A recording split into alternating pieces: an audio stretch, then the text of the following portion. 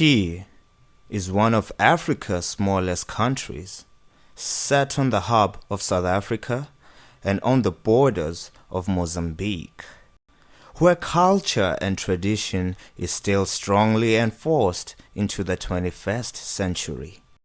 She is Swaziland.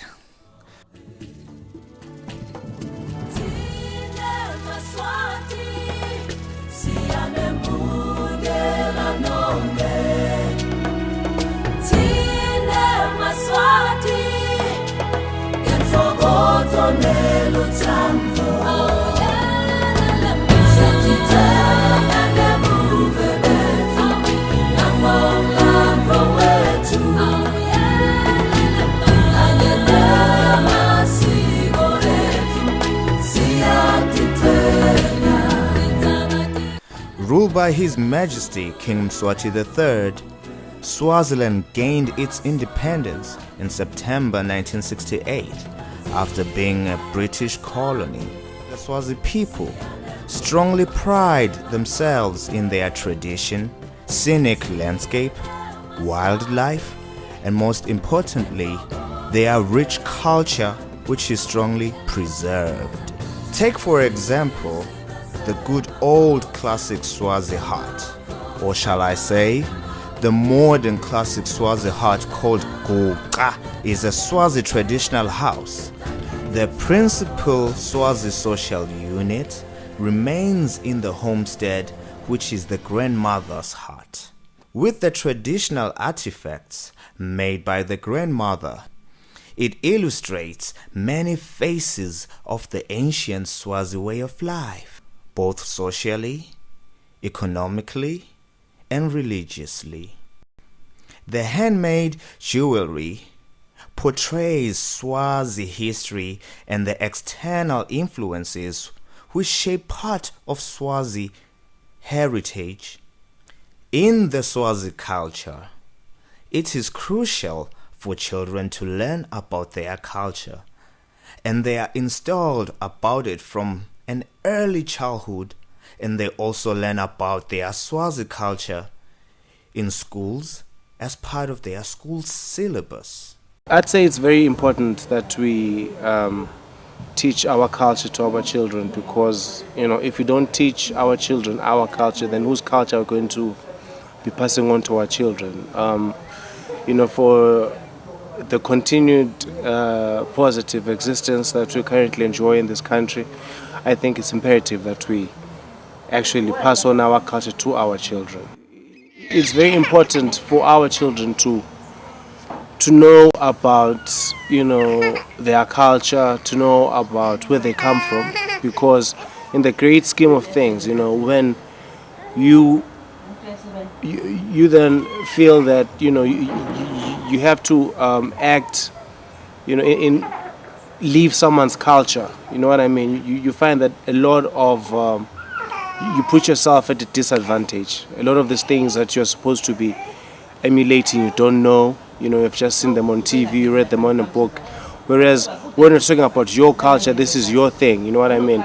No one can then tell you what is right or what is wrong, because it's something that you know. So yeah, I think it's very important in terms of identification, in terms of being self-driven as a people.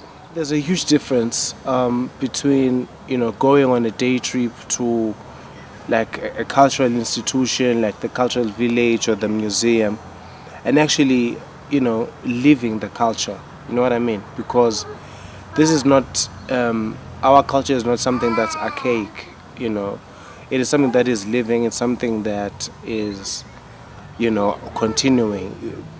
Yes, certain things have changed over the past few years, but there's a big difference between someone who actually practices, who lives this thing.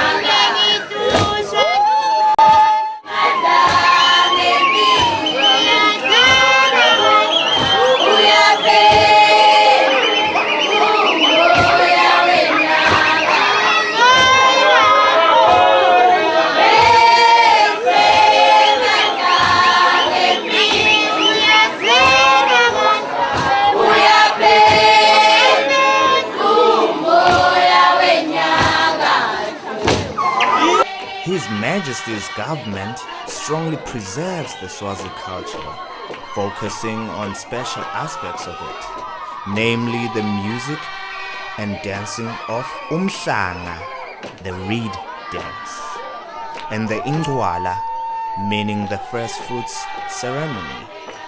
Young women gather together wearing the traditional attire, which is the licebesha, a beaded necklace with colors of the Swazi flag. Emahia, which is the heavy designed and printed material, and emafahlawane, which is the brown anklets with oval-shaped attachment. A married Swazi woman wears sibwaba, which is the traditional skirt, and wears her hair up to mark that she is married.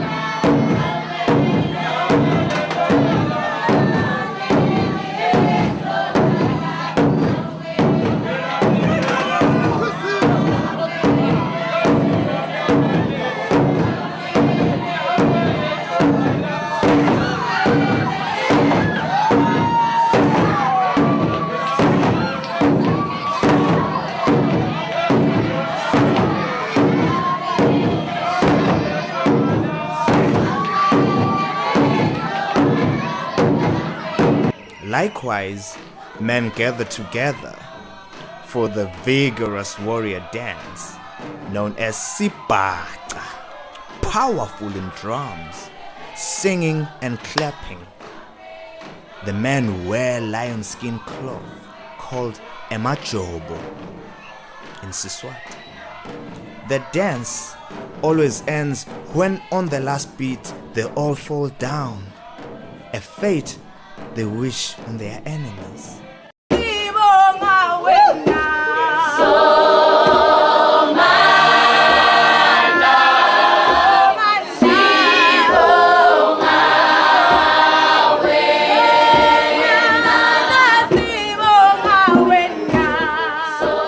Swaziland's cultural heritage is deeply rooted and carefully protected and sustained.